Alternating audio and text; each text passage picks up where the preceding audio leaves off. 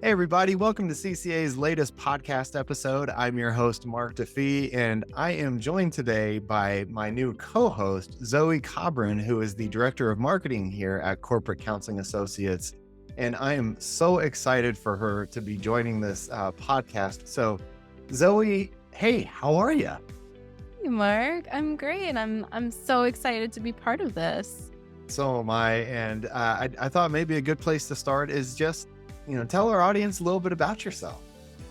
Sure. So my background is in clinical social work. I worked as a mental health counselor for many years before transitioning into the sales and marketing side. And I do a lot of work completing RFPs and working very closely with our benefit consultant partners. So really happy to get to be, part of this initiative with you, Mark. And I think this is a very timely episode to bring Zoe into because October 10th is World Mental Health Day. And so we're going to be talking about how you can maximize a communication campaign, focusing on awareness days and months, because those shouldn't go unnoticed, but they also shouldn't be the only piece to a communication strategy when it comes to workplace mental health. So I get to just ask Zoe some questions today around marketing and how do you market specifically EAPs and just workplace mental health in general. So let's dive in there. Just Zoe, what are your initial thoughts when it comes to creating some type of communication plan around EAPs and workplace mental health? Well, I'm always so happy to talk about this because, we say that an EAP is only as helpful as the number of people who are aware of it and also feel comfortable using it.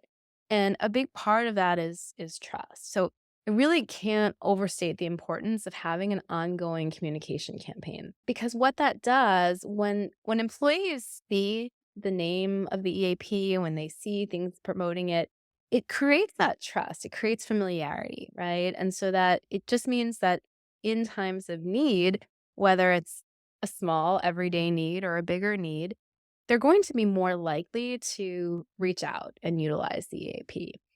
And it's really difficult to build that trust and recognition if you're only handing out an EAP flyer, a few times a year. So we really want to be consistent with it. That's the big first piece.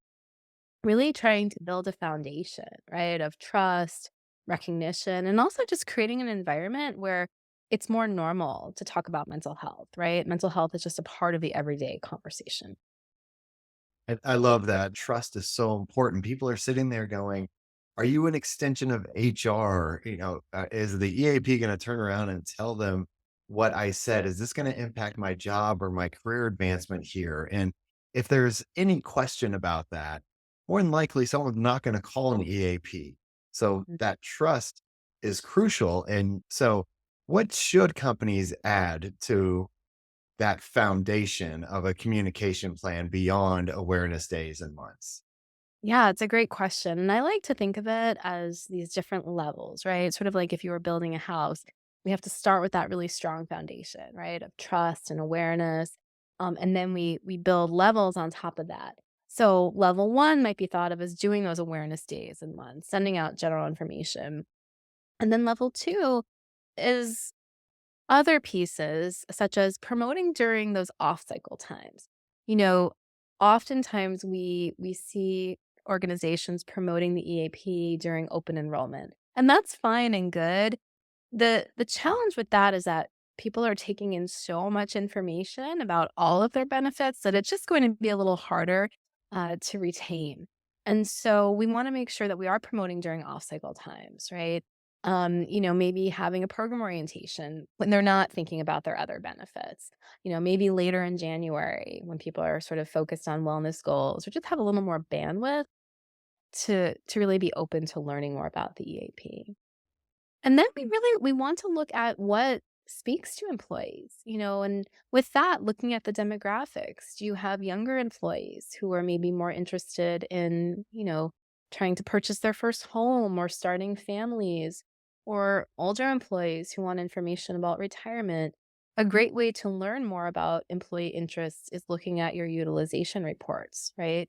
and just looking to see the topics that people are looking at on the website, what really speaks to them, and then unbundling the EAP, right? So Yes. oftentimes when people hear EAP, they just think of counseling, right? Mark, we know that this is a common challenge. Yeah. Yeah.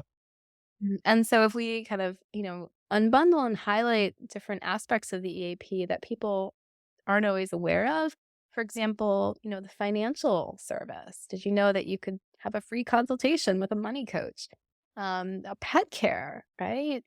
Very often people aren't ready to call and speak to a counselor, but they would be very happy to, call and have someone help them find a dog walker. So it's figuring out what's going to resonate with employees and then really playing up those aspects of the EAP.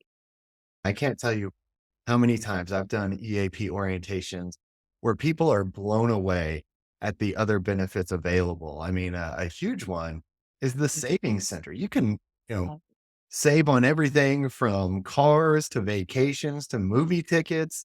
And when they go on the website to check out the savings center and get those great savings, they start exploring other areas and they realize how much is there. It really is a great way to drive utilization and drive it towards counseling, but not exactly talking about counseling from the beginning, talking about how you can save money. I mean, I know Zoe, I told you this a couple weeks ago. I took my family of 4 to the movies and I honestly saved $60 just from buying the tickets through the savings center instead of, at the ticket office right there at the movies. And I mean, I don't know about you, but $60 for me, that's not a small chunk of change. uh, That's a no, good that's savings there. that's a really significant savings. And it just shocks me that employees don't know about this because if they never use the EAP for anything else, they've immediately saved money. And there's even like restaurant gift cards or restaurant discounts you can get. So like you can go out for a date night or a family night or whatever and save some real money. And again, people are learning more about the EAP that way. So Right. what else would you add into that kind of level 2 bucket? Yeah. So within that, we also want to look at content marketing. So, for example, different articles, EAP podcasts, video clips on timely topics, right? So, for example, we have a pretty contentious election coming up. So, this might be a great time to just remind employees that, regardless of your political leanings, the EAP is there to provide support, to help, have different conversations with family members who might have different political views. For when the holidays are upon us, it's a perfect time to remind employees that, there are articles about managing holiday stress or, dealing with loneliness during the holidays, even, heart healthy recipes on the website. So it's really just trying to make the EAP more of a part of the daily conversation because the more that we talk about it and normalize using it, the more likely employees will be to do so. Okay. So we've talked about level 1, we've talked about level 2. What would you say goes into kind of like that level 3 plan? Yeah, so it's really important that those at the top, those in leadership positions, are not only aware of the EAP and really, understand the different elements and how it works and how to refer employees, right? Because very often, employees are told to talk to their manager about benefits questions. But if the manager doesn't really have the answer, then that's not going to be helpful. And so often, managers are the ones on the front line seeing that employees maybe are struggling or knowing that, so and so is going through a divorce or just had a death in their family. So it's really critical that they are informed and feel empowered to speak to employees about utilizing the service. And so, at CCA, we offer free and unlimited manager orientations, training on how to use the EAP because we feel so strongly that this is critical Yeah. that they are informed. So making sure that managers are educated, encouraging them to use the service so that they can speak from experience, and know what to expect. Those things are really important. The more that leaders can talk about their own experiences, reaching out for support, and again, just really try to normalize it. Again, the more likely employees will be to use the service themselves.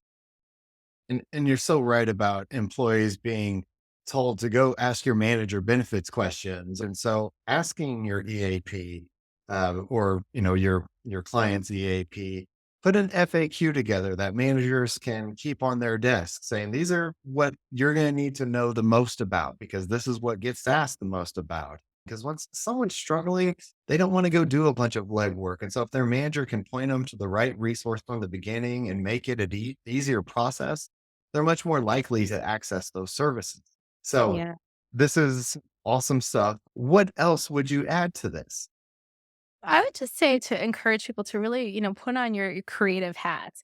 Maybe people don't really look at the email blast, but maybe they would take note of a sign that was hung in a break room or even, in a bathroom stall. So getting creative with placement in Mm, terms of how you get the word out and then also making it fun. We've had organizations host raffles where they raffle off an iPad mini or something. And all people need to do is just go to the website and, share, one thing that they saw. You can use the audio clips or archive seminars and do a team activity. You could do a scavenger hunt, right? Where people have to find different things on the member site or with the app. So there are a lot of ways to get creative and kind of make it fun. I would just say to mix and match, knowing your employee group and what's going to really resonate with them. And also just to remember that it's not all or nothing when it comes to promoting. Doing something is always better than nothing, and more is always better. absolutely. Yeah. And if all you have time for is that level one or level two, no shaming here. We're just saying if you want to do more, here are some things to consider. So if you have questions, make sure that you are asking your EAP what they have in mind to increase visibility. Because, like you mentioned, posters in the break room or in bathroom stalls, do those posters have QR codes so they can easily access benefits? You mentioned raffles. Another one that I did with an account in the past was they did a lot of EAP orientations and they encouraged people to put the phone number of the EAP in their phone right then at the end of the orientation. And then for the next few weeks, HR walked around and basically said, if you can pull out your phone right now and show us that you have the EAP phone number in there, we'll give you a $5 Starbucks gift card or something. Like, and then that was word of mouth of, whoa, you better put the EAP phone number in there. You might get a free, Starbucks coffee or whatever. And so they're just fun ways that, like you said, I loved that term, put your creative hats on, because people think of EAP sometimes as like reactive when mental distress comes up. But it really covers the entire spectrum of mental health, which includes well-being and the positive aspects of life. Absolutely. Any final thoughts as we wrap up today's episode? I might just say also, reach out to your EAP, ask them what's new and noteworthy, ask them what they're doing with other organizations. They should be able to provide, some different ideas that you might not have tried before. Yeah, absolutely. And if you need ideas, CCA is always here. Feel free to reach out to us. We're happy to share what we know since we've been around 40 years. We know a thing or two about this, but Zoe, this was a great first episode. I am so excited for this new hosting partnership we have going here. Thank you for allowing me to ask you all the questions. Oh, no, thank you for asking. I love talking about this, and then, again, just so excited to be part of this. Thank you, Mark. Awesome. Well, thank you everybody for listening to CCA's podcast episode for October of 2024. We're going to be doing these monthly. If you have specific topics you want to hear about, let us know. And until then, take care and be well, everybody.